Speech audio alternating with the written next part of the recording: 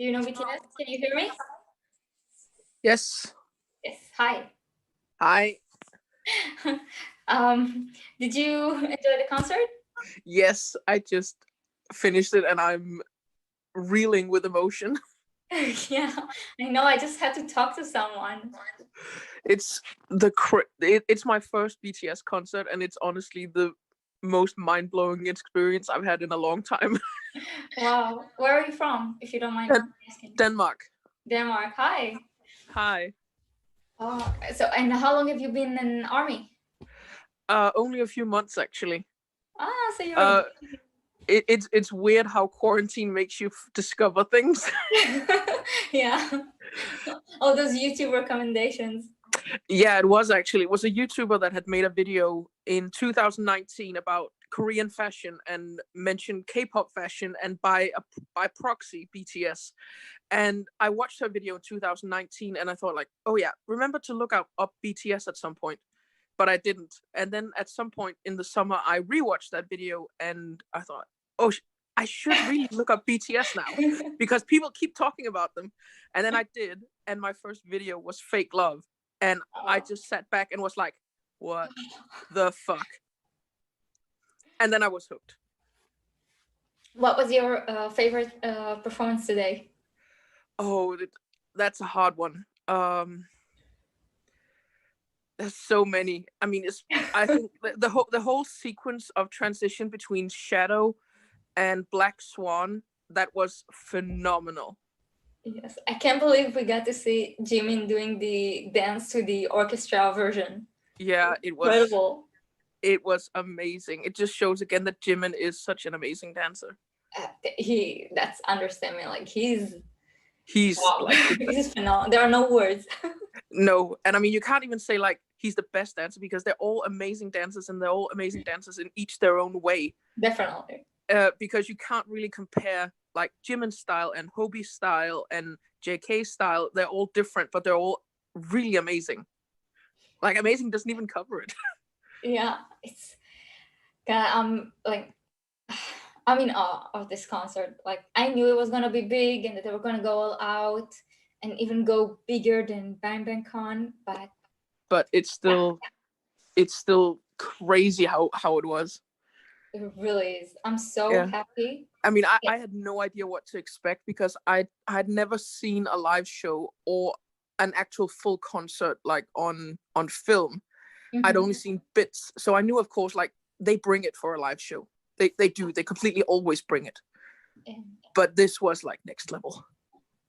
Yeah, I think even if you do watch, a lot of the times they will edit stuff out. Like if you buy it, sometimes they edit stuff out, and then you don't get the full endment or the full speeches or all the little moments where they talk to ARMY. And it was all those weird moments. It just made it even more personal. Yeah. I mean, especially like everyone broke down crying at Jimin crying. Yeah. And understandably so. I was also like shedding tears and like, oh my god, Jimin, don't cry. Yeah.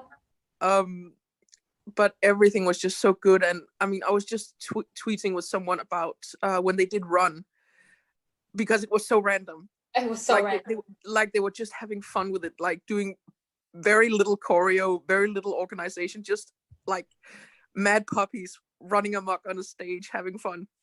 Yeah. It really took me by surprise when they did that. Yeah, also because I didn't expect them to do that many encores, because when they finished like what I expected was the set list. Yeah. And they then pulled out doing like Run and Butterfly, and it was like, oh no, they're doing all the classics. Oh man. When they did the Wings tour, I only saw like after it was done, and I downloaded like because there was no way to buy, and I downloaded the entire like the last concert of the Wings tour, and it was 3 hours, and I was like, what did they have to do? Like 3 hours? That's huge. No one does a concert that long. And then like 2 hours in, they start doing like the encore and stuff, and I'm like, how is there still 1 hour left? And Yeah, because they do so, their encore is so long. They always, it's like a show unto itself. yeah, they like do so many songs and all the endments and the speeches and everything. Yeah, because I mean, I also tried to sort of keep track because like Big Hit had come up with a statement saying they were expecting it to be about 2 hours. Hold on. Ma, Lótelo. Sorry. No problem. My dad was like, "Can I disconnect the internet for a moment?" I'm like, It's like, no. No. like this weekend, no. No, but I mean, they'd come out with a statement saying they expected the set to be 2 hours. So when we reached about an hour and a half, I was like, okay. And they've done like these solos, they've done these group numbers. Okay, so probably they're going to do like this, and then that'll be that. But then it's like, no, more keeps coming, more keeps coming. Yeah. And you just feel overwhelmed because they do so much.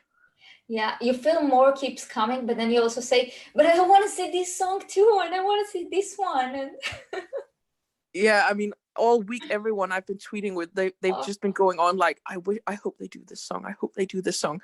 And yes, we got some of our wishes, and some didn't come true also, but it's still like they still went way over what I think anyone expected.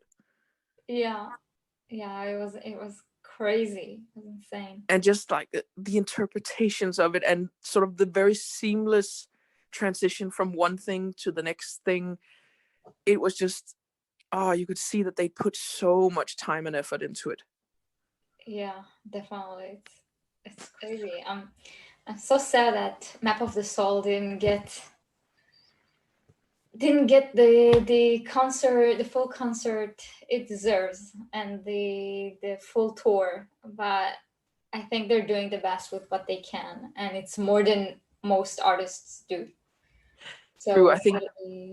I mean, doing this alone is still more than I think any artist sort of on their level has done.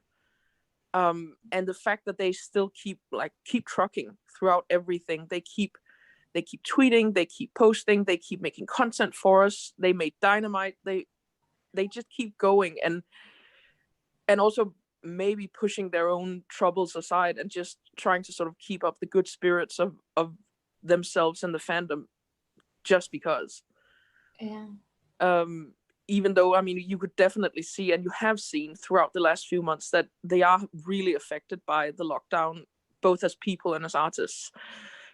But they just stay like so powerful and so strong throughout everything, and just keep going and going and saying like, we're all in this together. It's really inspiring. It really is. And all the while, all the celebrities in Hollywood, they're just sitting in their mansions and moaning because like, oh no, it feels like a jail. It's like, yeah, boo-hoo, you're sitting in a $30 million mansion. Shut up. Yeah, well, someone asked what my dad said. My dad occasionally joins me when I watch BTS stuff, and he likes it, but he wasn't for most of the concert. I was like, listen, you missed the beginning. The beginning was incredible.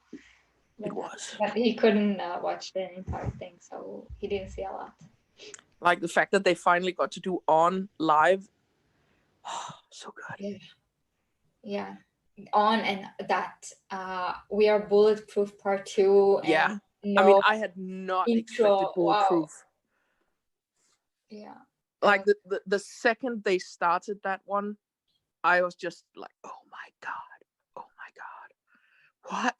what? I had not expected that, because I mean, the main focus I had anticipated would be Map of the Soul 7. Yeah. For the set list. So the fact that they even brought that in, not as an encore, but actually as like number 2 or 3 on the set list. And it was only yesterday I was like binge watching old versions of Bulletproof Part 2, because I really love it, and I love especially the dance sequence. Yeah. I mean, even my chat name on the live chat today was click click bang bang.